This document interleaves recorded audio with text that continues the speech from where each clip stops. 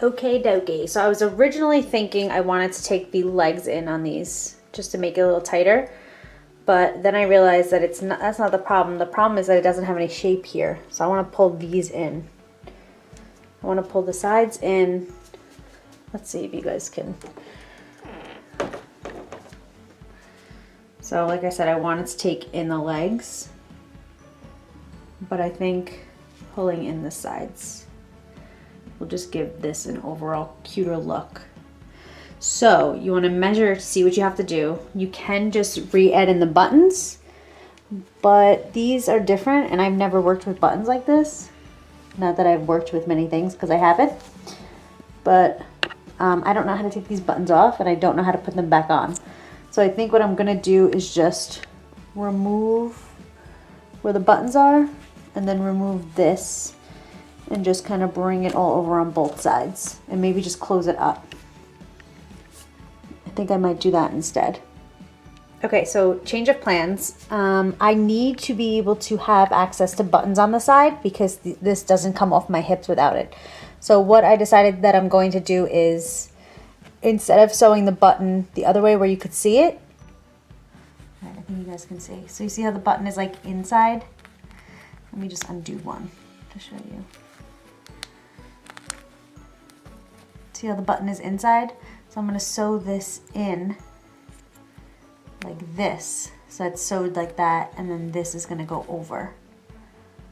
All right, let's do this, Brutus. Let's get into it.